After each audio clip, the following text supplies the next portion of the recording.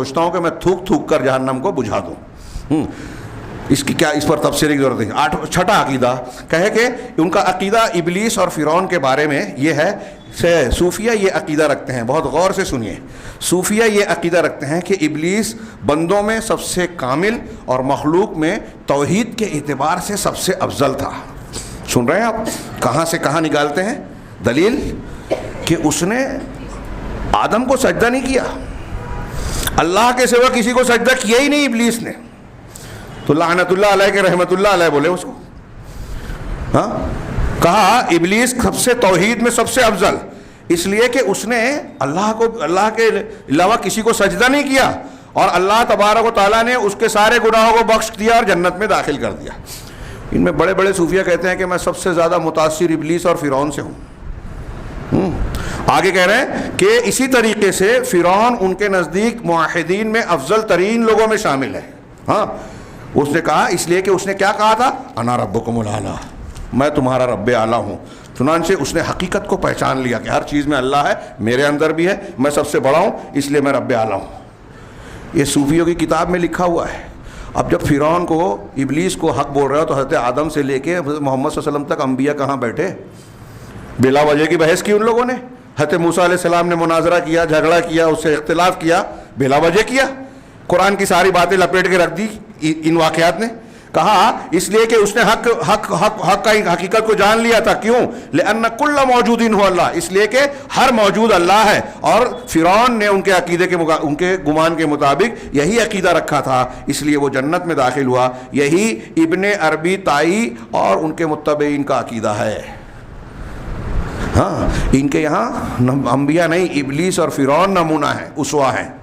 بتائیے کہ اس قسم کے تصوف ظاہر میں ہم کہتے ہیں کہ یہ بہت نیک لوگ ہیں، تزکیہ، تقوی، طہارت اور اچھائی کی بات، ذکر و اذکار کی فضیلت بیان کرتے ہیں، تو ان کو اچھا بولا جائے؟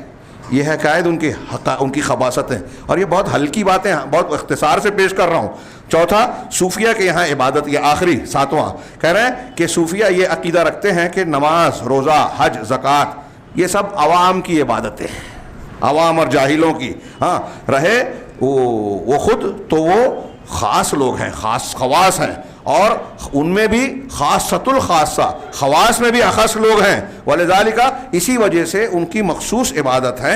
وقد شرع کل قوم منہم، ان میں سے ہر قوم نے، ہر فرقے نے اپنی اپنی خاص عبادت، اذکار اور وظائف بنا رکھے ہیں۔ اور کہتے ہیں یہ رفاعی احمد رفاعی کا ہے، اس کو آپ نے پڑھ لیا تو ایک مرتبہ پڑھا تو 6000 یا 600 مرتبہ قرآن پڑھنے سے بھی زیادہ افضل ہے۔ ان کا آدھے صفحے کا بھی نہیں ہے، 5-7 لائن کا، آپ نے مخصوص ذکر پڑھا۔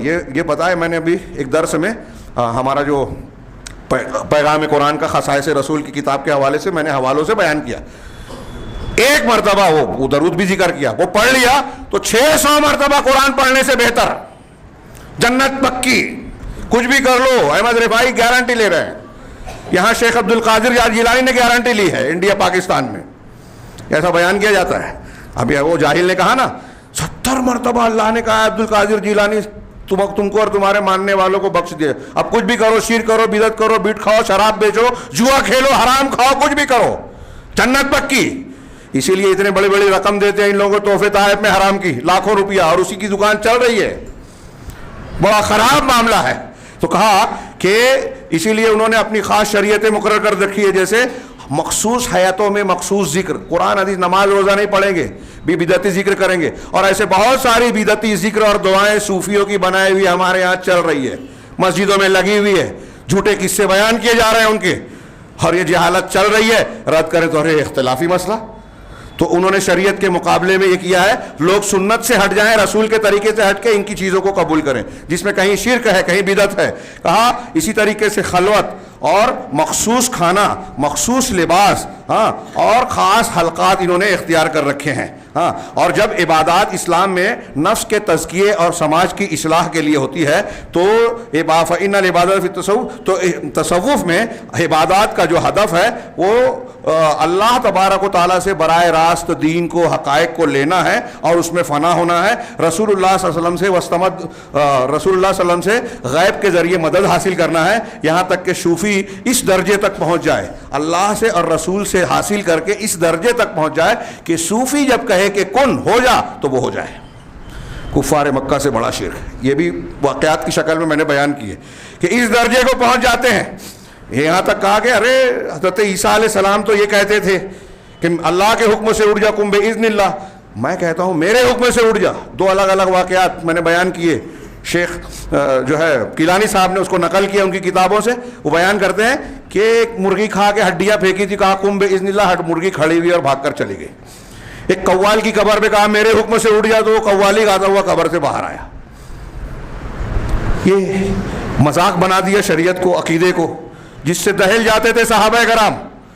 وہاں یہ ہنسی والی باتیں کرتے ہیں کہ صوفیہ اس طرح، میں اکثر کہتا ہوں نا کرامت کھیل، اس طرح کے واقعات بیان کر کے، بزرگوں کی اس طرح کی باتیں بیان کر کے توحید کو ملیامیٹ کیا گیا، اس کے نقش و نگار کو، اس کی تعلیمات کو انسان کے دماغ سے کھرچ دیا گیا، اور اب شرک کو دین بنا لیا گیا۔